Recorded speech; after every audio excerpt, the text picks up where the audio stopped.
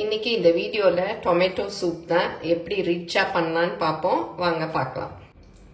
Hi friends, welcome to Annam's recipes. இன்னைக்கு இந்த வீடியோல டொமேட்டோ சூப் வீட்லயே ரிச்சா கிரீமியா எப்படி செய்யலாம்னு பாப்போம். வாங்க.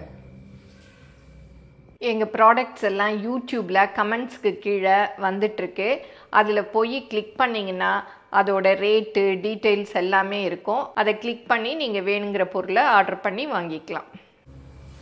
இப்போ டொமேட்டோ சூப்புக்கு தேவையான பொருள் பார்த்துக்கலாம். 4 நல்ல கனமாக இருக்க மாதிரி பெங்களூர் தக்காளி அந்த மாதிரி பார்த்து எடுத்துக்கோங்க. 4 தக்காளி எடுத்துருக்கேன். தக்காளி சூப் கொஞ்சம் தண்ணியாக இருக்கும் இல்லையா, அதனால இந்த அளவு பாதி கேரட் எடுத்துருக்கேன். ஒரு இந்த மாதிரி சின்னதாக ஒரு பெரிய வெங்காயம், அப்புறம் 5 பல் பூண்டு, 2 இந்த பிரியாணி இலை, அப்புறம் அது வதக்கிறதுக்கு பட்டர், அப்புறம் கார்ன்ஃப்ளவர் 2 டீஸ்பூன், உப்பு, மிளகுத்தூள், இவ்வளோதான். அப்புறம் லாஸ்ட்டாக ஃப்ரெஷ் க்ரீம், அப்புறம் பிரெட் சர்வ் பண்ணிக்கலாம். இப்போ இதெல்லாம் நறுக்கிக்கலாம். நம்ம எல்லாத்தையும் வதக்கிட்டு அரைக்க தான் போகிறோம். அதனால கொஞ்சம் பெருசாக நறுக்கிட்டாலே பரவாயில்ல, ரொம்ப பொடியெல்லாம் நறுக்கணும்னு இல்லை. கேரட்டை இந்த மாதிரி வட்டமாக லேசாக கட் பண்ணிக்கோங்க, அப்போதான் நல்லா அரைப்படும். இப்போ வதக்கிக்கலாம். இப்போ பட்டர் போட்டுக்கலாம். பட்டர் வேணான்னு நினைச்சீங்கன்னா நீங்க ஆலிவ் ஆயில் வச்சிருந்தா ஆலிவ் ஆயில் யூஸ் பண்ணிக்கலாம், இல்லாட்டி ரீஃபைண்ட் ஆயில் ஏதாவது யூஸ் பண்ணிக்கோங்க. இப்போ இதுல இந்த கார்ன்ஃபிளவரை போட்டுடலாம். பிரியாணி எல்லாம் எடுத்து வச்சிருக்கோம் இல்லையா, அது 2 போட்டுக்கலாம். அப்புறம் பூண்டு பல் அதையும் போட்டுக்கலாம். அப்புறம் வெங்காயம் அதையும் போட்டுக்கலாம். லைட்டா அப்படியே வதக்கி விடலாம். இப்ப கேரட்டும் போட்டுக்கலாம். கட் பண்ணி வச்சிருக்க தக்காளி 4 தக்காளி எடுத்திருக்கேன், அதையும் போட்டுக்கலாம். இப்ப இந்த சூப்புக்கு தேவையான உப்பையும் போட்டுடலாம். நல்லா அந்த தக்காளி வதங்கி வரணும். இப்ப நல்லா வதங்கிருச்சு.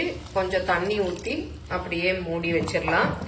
நான் இன்னைக்கு இந்த பேன்ல பண்றேன், நீங்க குக்கர்ல பண்றதுனாலும் பண்ணிக்கலாம். ஒரு விசில் வேக வச்சு எடுத்துக்கலாம்.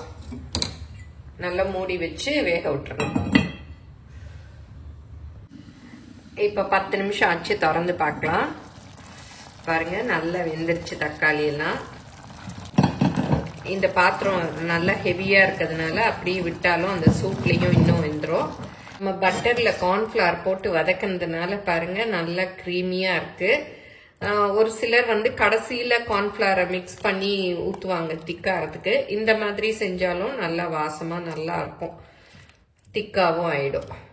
இப்ப இதை ஆறின பிறகு இத தக்காளி அரைச்சுக்கலாம். கொஞ்சம் ஆறட்டும், ஏன்னா ரொம்ப சூடா இருக்கு. இந்த பிரியாணி இலையை எடுத்துடலாம், அரைக்க வேண்டாது. அந்த பிரியாணி இலையோட வாசம்லாம் நம்ம வேக வச்சோம் இல்லையா, அப்பவே இறங்கியிருக்கும். இதை நல்லா வடிகட்டிக்கலாம். இப்ப நல்லா ஆறிடுச்சு. இத மிக்சியில போட்டு அரைச்சுக்கலாம். இதுக்கு தண்ணி வேணும்னா இந்த சூப்ல வடிகட்டி வச்சிருக்கோம் பாருங்க, இந்த தண்ணியை கூட ஊத்தி அரைச்சுக்கலாம். இப்ப பாருங்க நல்லா திக்கா அரைச்சாச்சு. இதையும் இதுலயே ஊத்தி வடிகட்டிக்கலாம். நான் கொஞ்சமா இந்த தண்ணி ஊத்தி மிக்சியில அப்படியே, ரொம்ப திக்கா இருக்கு.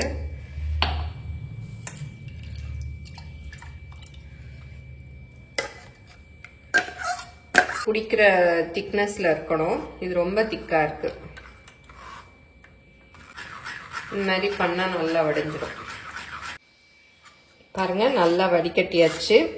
நீங்க உங்க வீட்டுல பார்ட்டியோ இல்ல உங்க பிள்ளைங்களுக்கு பர்த்டே அப்படின்னா ஃப்ரெண்ட்ஸ் எல்லாம் கூப்பிட்டு அவங்களுக்கெல்லாம் ஏதாவது டின்னர் கொடுக்குறீங்க அப்படின்னா இந்த மாதிரி வேக வச்சு வடிகட்டி இந்த மாதிரி எடுத்து வச்சுக்கணும்.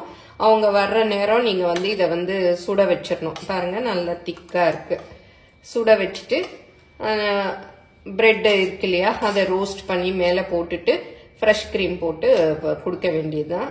இந்த மாதிரி செஞ்சு நீங்க வச்சுக்கலாம். ஏன்னா சூடு பண்ணி சூப்பை வச்சோம்னா டேஸ்ட் போயிடும். அதனால இந்த மாதிரி எடுத்து வச்சுக்கலாம். இப்ப பாருங்க கொஞ்சம் தண்ணி வச்சிருக்கேன். இதை திக்னஸ் பார்த்துட்டு ஊத்தலான்ட்டு, அப்புறம் இல்லாட்டா ரொம்ப தண்ணியா போயிடும். இதுவே கரெக்டா இருக்கு. இதெல்லாம் வேஸ்ட் தான், இதெல்லாம் வந்து போட்டுடலாம். நல்லா வடிகட்டியாச்சு. நம்ம கேரட் போட்டோம் இல்லையா, அதனால சூப் நல்லா திக்கா இருக்கு. வெறும் தக்காளி மாத்திரம் போட்டோம்னா கொஞ்சம் தண்ணியா இருக்கும். நீங்களும் சுவையாக சமைக்கணுமா எங்கள் மசாலா பொடிகளை யூஸ் பண்ணி பாருங்கள். அதெல்லாம் வாங்கணுன்னா ஸ்க்ரீனில் வர்ற வெப்சைட்டுக்கும் வாட்ஸ்அப் நம்பருக்கும் போய் ஆர்டர் பண்ணிங்கன்னா நீங்கள் வேணுங்கிறத வாங்கிக்கலாம். இப்போ சூப்பை இதில் ஊற்றி கொதிக்க விட்டுடலாம். இதுக்கு தேவையான காரம் ஒரு 1/2 டீஸ்பூன் மிளகுத்தூள் போட்டிருக்கேன். வேணுங்கன்னா அப்புறம் கூட குடிக்கரிச்ச போட்டுக்கலாம். நல்லா மிக்ஸ் பண்ணி விட்டுலாம். சூப் பாருங்க நல்லா கொதிச்சிருச்சு, போதும், அடுப்பு ஆஃப் பண்ணிடலாம். இப்போ டொமேட்டோ சூப் ரெடி ஆயிடுச்சு. அது மேலே இந்த ஃப்ரெஷ் க்ரீமை ஊற்றி அப்படியே சர்வ் பண்ண வேண்டியதான். நீங்கள் வந்து பிரெட்டு இருந்ததுன்னா அதை வந்து நெய்யில் டோஸ்ட் பண்ணிட்டு அதையும் மேலே போட்டு கொடுக்கலாம்.